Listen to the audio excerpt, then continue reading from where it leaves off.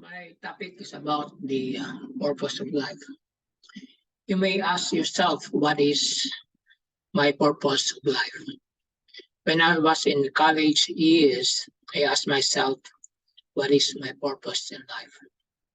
I saw my parents struggled a lot to make money in order for us, my four siblings, can have food, place to stay, and can go to school. I was thinking that my purpose in life is to finish my studies, get a job, and make money. Then what happened next?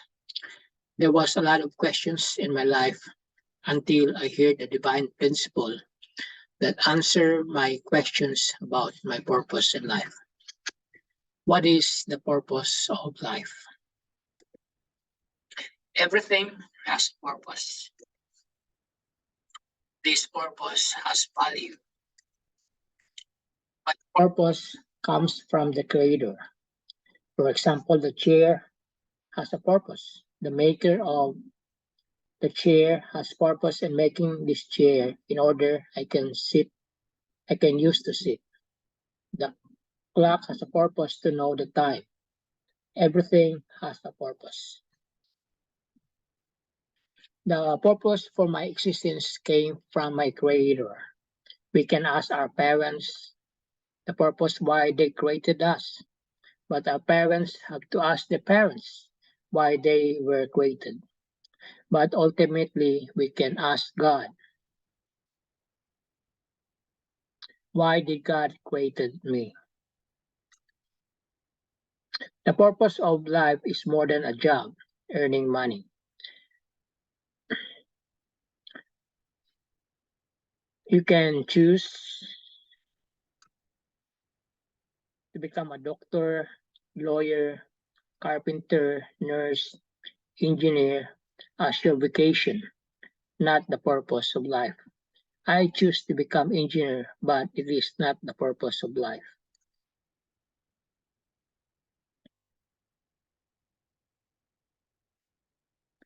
The purpose of life is not my choice alone, but must be the same for everyone. Altogether, we have a common purpose of life. Why did God created me? Why did God created you?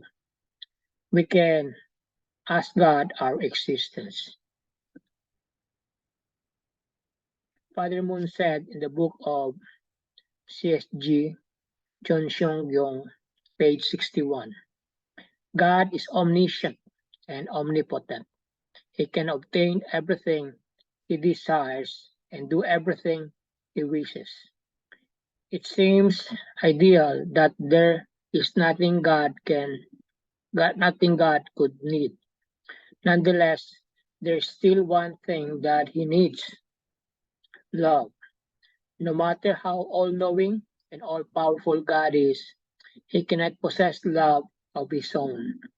Of course, he has love's attributes, but love's signals and love's stimulation can come only from another person, not from within oneself. Such is love. God is omniscient means knowing everything. God has all knowledge. God is omnipotent, unlimited power, can able to do anything. God is also omnipresent, present everywhere at the same time. But God cannot possess love of his own. God need an object to love, and this object need to respond to God. In the Bible, Genesis 1:27, so God created man in his own image. In the image of God, he created him, male and female, he created them. God created man and woman to be his image. God need man and woman to become an object of love. Father Moon in the book of CSG, John Seong Gyong, page 90. God's motive for creating was to realize true love through object partners of true love. He created us as his partners of total love.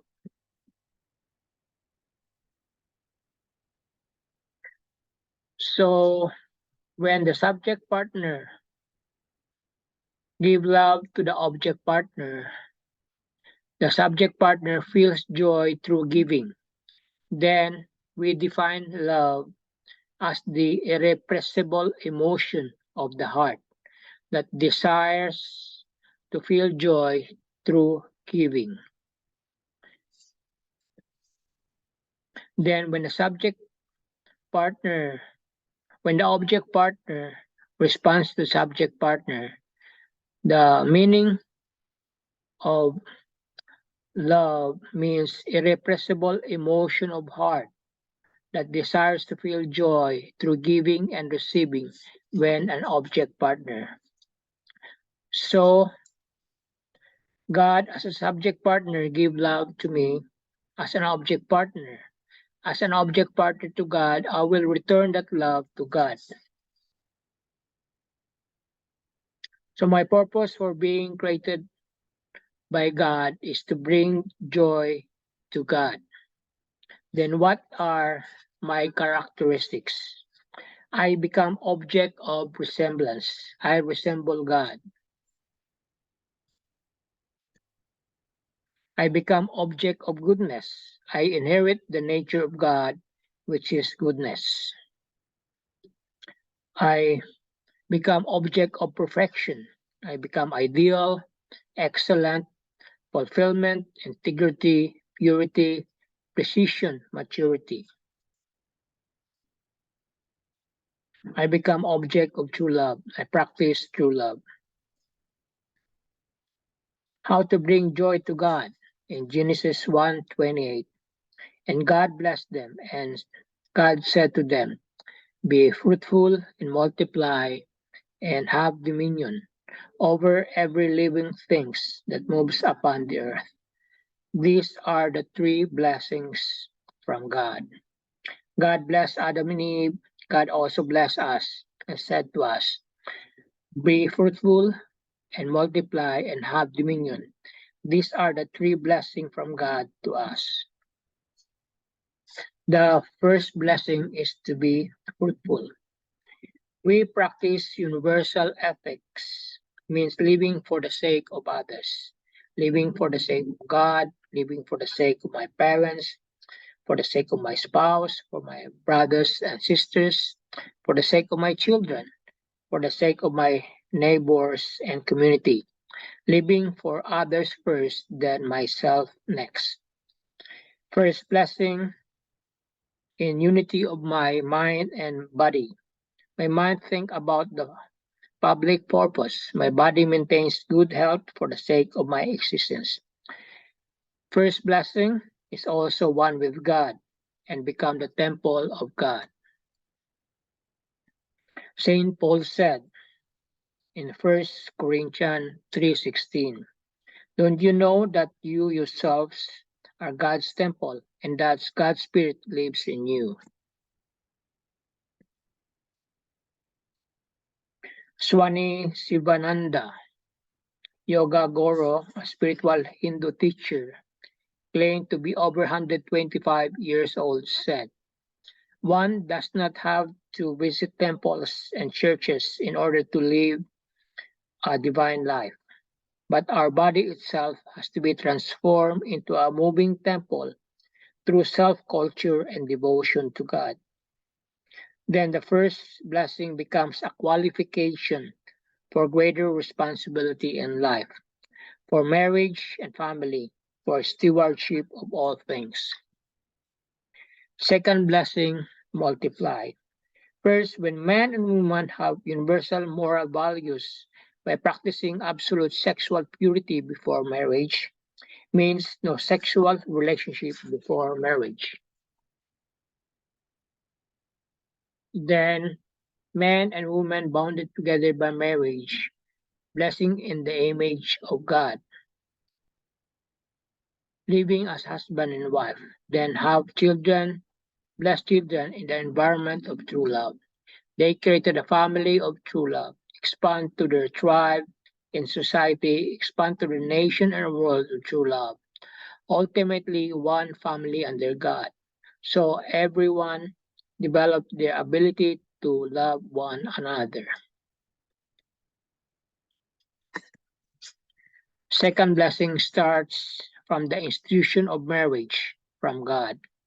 In Islam, Book of Quran 30:21 says, He, Allah, has created spouses for you and planted affection and mercy between you. Second blessing is to create ideal family where you practice the school of love. Ideal family is the basic unit of ideal world. Third blessing is the dominion of all creation. First, live in harmony with the laws of nature. When I visited my sister in Minnesota together with my family, we went for hiking nearby Lake Superior. Hiking for 2 hours in a beautiful and natural environment away from the city. Our vacation was one with the nature.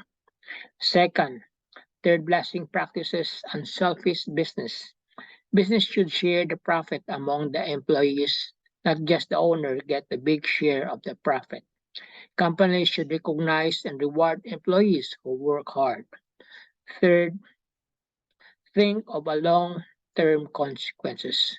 One of the reasons why flood easily happened in the Philippines because of the trees were cut off and did not plant another tree to prevent flood. No one think of a long consequences of cutting the trees. Fourth, third blessing is a good stewards of creation. We have to be responsible in using the earth's resources. Freely share the gifts entrusted to us with those in need and less fortunate. In America, we are so abundant in food, but in other parts of the world, especially in Africa, food is a challenge. So we have to practice not to waste food. Ultimately, third blessing is have dominion of all creation by practicing the world of true love. In summary, three blessings of God in Genesis 1:28. Be fruitful is to be first blessing is to be fruitful, is a matured person of true love. Second blessing is multiply, a family of true love. Third blessing is dominion of creation through a world of true love. We when we practice the three great blessings in our life, we experience true love and return that love to God. God feels joy and happiness. Then we also feel joy and happiness together with God. The purpose of our life is to give joy to God by experiencing true love. Padre Moon said in the book of As Global Peace Loving Citizen, the family is the school where love for humanity is taught and learned. When children who are raised in the warm love of their parents go outward to the world, they will care for people in difficulty in the mother they learn in their home. People raised in loving relationship with their own brothers and sisters will go into society and share their caring hearts with their neighbors. People raised in love will look upon each other they met in the world as the member of their family. Ultimately, it becomes one family under God. Thank you.